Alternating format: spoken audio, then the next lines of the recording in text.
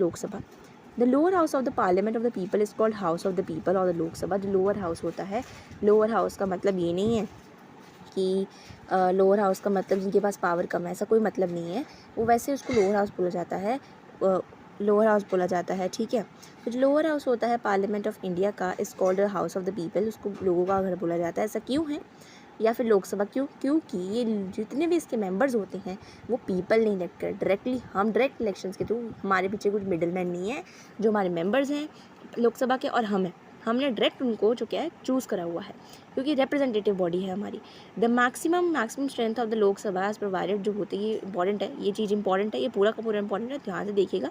As provided by the constitution 550 है जो maximum strength है. उसमें से 530 मेंबर से ज़्यादा स्टेट्स नहीं इलेक्ट करती एंड 20 मेंबर से ज़्यादा यूनियन स्टेट नहीं इलेक्ट करते. एट प्रेजेंट हमारी जो स्ट्रेंथ है वो 543 है, जिसमें से 524 मेंबर्स डायरेक्टली स्टेट्स इलेक्ट करी हुई हैं एंड 19 मेंबर यूनियन टेरिटरीज ने करी हुए हैं. फिर ये नेक्स्ट और इम्पॉर्टेंट एक चीज़ है, हमने हाईलाइटर से भी कर रखा है इसको अंडरलाइन. 1952 एंड 2020 के बीच में क्या होता था कि 2 एडिशनल मेंबर्स होते थे, वो एंग्लो इंडियन कम्युनिटी से उठाए जाते थे, नॉमिनेट किए जाते थे. एंग्लो इंडियन मतलब जैसे इंडियन क्रिश्चियंस होते हैं. ठीक है. ऐसे मतलब जो प्योरली इंडियन नहीं है. एंग्लो इंडियन मतलब अलग अलग थोड़ा, प्योरली इंडियन ना होना, जैसे पारसीज़ होना है ना, पारसीज़ में से, और जो इंडियन क्रिश्चियंस कन्वर्ट्स हुए हैं है ना, वैसे उसको बोला जाता है एंग्लो इंडियन कम्युनिटी. तो नॉमिनेट किए जाते थे by the president of India. More precisely अगर आपको एग्जांपल जाने तो पारसीज़ की एग्जांपल ले सकते हैं. This provision was abolished January 2020 by the 104th constitution amendment act 2019. बहुत इंपॉर्टेंट है अमेंडमेंट का नाम एंड अमेंडमेंट का नंबर, कब हुआ था. अबॉलिश देखिए यहाँ पे था कि अबॉलिश वो 2020 में हुआ था जनवरी में, बट वो अमेंडमेंट एक्ट पहले फ्रेम कर चुके थे 2019 में.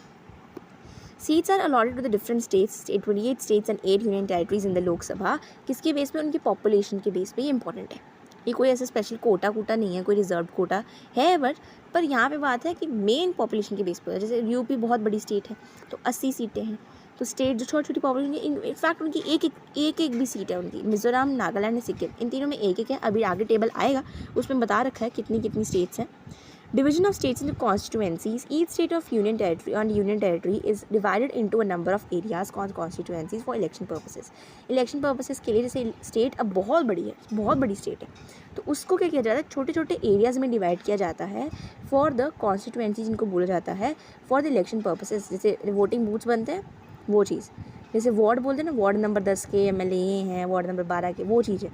फ्रॉम वन कॉन्स्टिट्यूएंसी सिर्फ एक ही मेंबर इलेक्ट होता है. द कॉन्स्टिट्यूएंसी की एक वेल मार्क्ड बाउंड्रीज हैं कि एक इतना है वार्ड तो इतना ही है, उससे ज़्यादा नहीं है, ताकि स्मूथ होल्डिंग हो सके. लोकसभा इलेक्शन से constituency is divided into 543 he seats बनी हुई हैं एंड 543 कॉन्स्टिट्यूएंसीज हैं. ये समझ सकते हो आप, है ना. इनको सीट्स भी बोल दिया जाता है, बता रखा है. रिजर्वेशन ऑफ सीट्स, इंडिया में रिजर्वेशंस भी हैं, और वो क्यों है, ये इंपॉर्टेंट है. Socially educationally backward class of citizens के लिए हैं. एज सच बहुत सी सीट्स रिजर्व करी गई हैं शेड्यूल कास्ट के लिए. 84 नंबर इंपॉर्टेंट है इनका. Schedule tribe 47 in the Lok Sabha.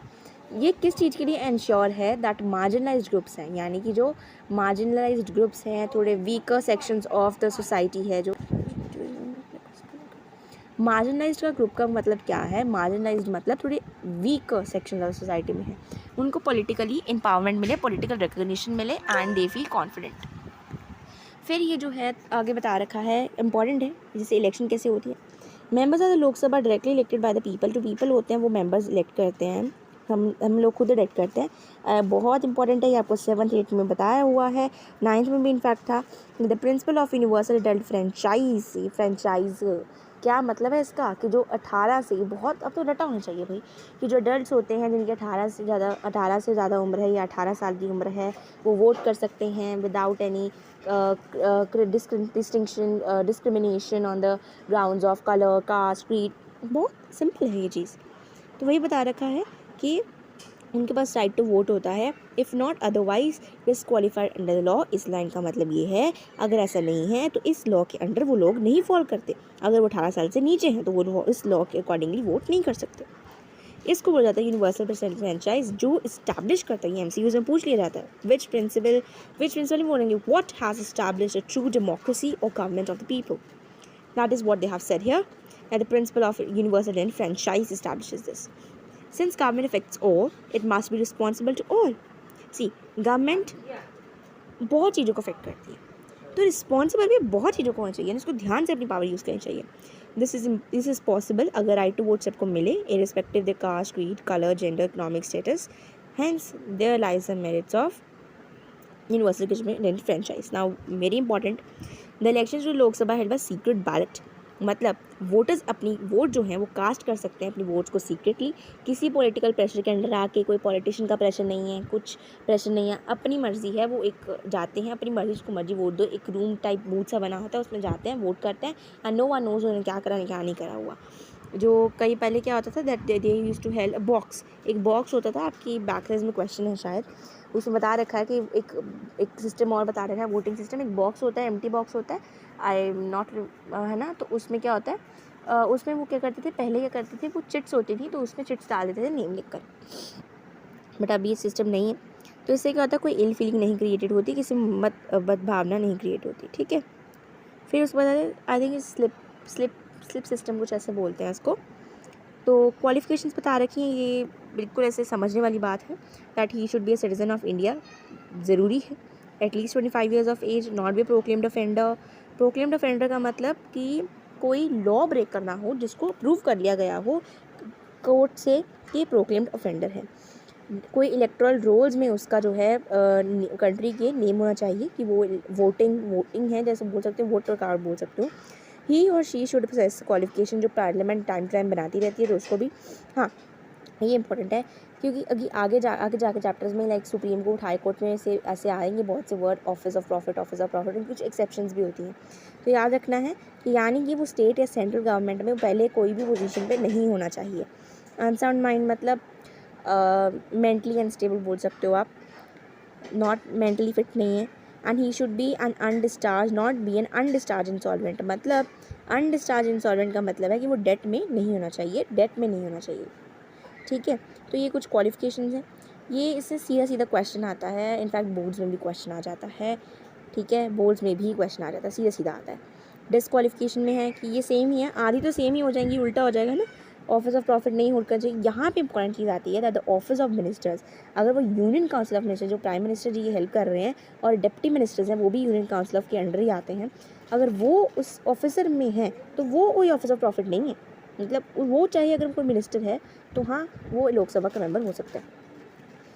If he is of unsound mind and declared so by competent court, undischarged solvent, ceased to be citizen of India, ये NRI है. If he has been disqualified under any law. ठीक है. फिर आगे बता रखा है कि in addition to the above disqualifications, the representation of people act 1951, act के नेम ज़रूर देख लीजिए, ज़रूर याद कीजिए करिए. As amended from time to time for the roster list of disqualification by its members of either house of the parliament, कि जो either house of the parliament अगर कुछ चेंज कर रहा है, कुछ बना रहा है, इस एक्ट के अंडर जो भी डिस्क्वालिफिकेशन आ रही हैं वो भी डिस्क्वालिफिकेशन है, ये दे रखी है नीचे आपको. If he has been found guilty of certain election, कुछ इलेक्शन का ऑफेंस. अब देखा होगा बहुत से ऐसी पॉलिटिकल पार्टीज़ होती हैं, पॉलिटिशियंस होते हैं, वो आते हैं. इनफैक्ट मैं खुद बता रही हूँ, what do they do is that, आपको बोलेंगे हम ये करेंगे वो करेंगे, आपको इनफैक्ट वो ऑफर भी करते हैं कुछ चीज़ें. तो वो करप्ट प्रैक्टिसेस में अगर ऐसा पकड़ा गया तो वो फिर डिस्क्वालीफाई हो जाएगा. अगर उसको कन्विक्ट किया गया है एंड सेंटेंस किया गया है टू इम्प्रिजनमेंट, कि मतलब कन्विक्ट करके उसको इम्प्रिजनमेंट कर दी, कोर्ट में गया है, प्रूव हो चुका है, इम्प्रिजनमेंट गया है for 2 years, for not less than 2 years, मतलब 2 years से ज़्यादा की, तो उसको क्या करते हैं, डिस्क्वालीफाई कर देते हैं. क्या कर देते हैं, तो वो क्या कर देते हैं, उसको डिस्क्वालीफाई कर देते हैं जब जितनी टाइम की इम्प्रिजनमेंट है और आगे 6 साल के लिए. यानी अगर 2 साल के लिए इम्प्रिजनमेंट थी तो 6 साल और फिर टोटल 8 साल. अगर 2 साल से कम है तो ऐसा कुछ नहीं है. अगर उसने कोई वायलेट करी है लॉ, ये लॉ के नाम है, याद करने पड़ेंगे. Narcotic and customs act, narcotic drugs होती हैं, डाउरी एक्ट, दहेज and cruelty towards women. It may be added here, ये बहुत इंपॉर्टेंट पॉइंट है कि एक पर्सन दोनों हाउसेस का, पार्लियामेंट का जो हाउसेस हैं, एक टाइम पे उनका मेंबर नहीं हो सकता. ना ही आपका, ये भी ध्यान है कि डिफरेंट बात है, मतलब लोकसभा राज्यसभा का मेंबर नहीं है, ना सेंट्रल लॉ मेकिंग बॉडी का, ना स्टेट लॉ मेकिंग बॉडी का, दोनों का नहीं होना चाहिए. ये भी याद रखिए, अलग अलग बात है, ध्यान रखिएगा. A member of parliament can also be disqualified under the provision of 10th schedule या anti defection law. Anti defection law या एंटी शेड्यूल 10th शेड्यूल का मतलब क्या है, जैसे जब क्या होता है कि जैसे कोई पार्टी है, मान लो वो पार्टी का बंदा कोई है, तो उसमें वो वोट्स जीत गया है, उसके बाद वो क्या करे कि वो दूसरी पार्टी में जंप कर जाए, ये चीज़ अलाउड नहीं है. तो ये बात है कि वो एक पार्टी से दूसरी पार्टी में at the time of election ऐसे अपने मतलब के लिए नहीं शिफ्ट हो नहीं सकता ऐसे, तो डिसक्वालिफिकेशन हो जाएगी इसके अंदर। Term of the Lok Sabha normally for 5 years होता है। ये ध्यान रखना है कि प्रेसिडेंट तो बस नॉमिनल हेड होता है एक्चुअली, है ना, बट एक्चुअली पावर जो होती है वो यूनियन काउंसिल ऑफ मिनिस्टर्स के हैंड में होती है। तो मतलब यूनियन काउंसिल मेंबर्स की एडवाइस पे प्रेसिडेंट जो है लोकसभा को डिसॉल्व कर सकता है। डिसॉल्व का मतलब उनका टाइम पीरियड खत्म करवा सकता है कि बस अब नए इलेक्शन होंगे। Before the expiry on the time advice of the prime minister, ये बता रखा हमने, प्राइम मिनिस्टर जो हेड होगा अगर प्राइम मिनिस्टर को लगता है कि नहीं I can not handle the government, तो चलो जी बोल के डिसॉल्व करवा लो अपनी गवर्नमेंट। हाउएवर अगर कोई इमरजेंसी आ जाती है तो उनका जो पार्लियामेंट का है टेन्योर जो है वो एक्सटेंड भी किया जा सकता है। मतलब एक बार में 1 साल का ही होगा, ऐसे नहीं है एक बार में 2 साल का कर दो, एक बार में 1 साल का, ऐसे करते करते बढ़ा सकते हो।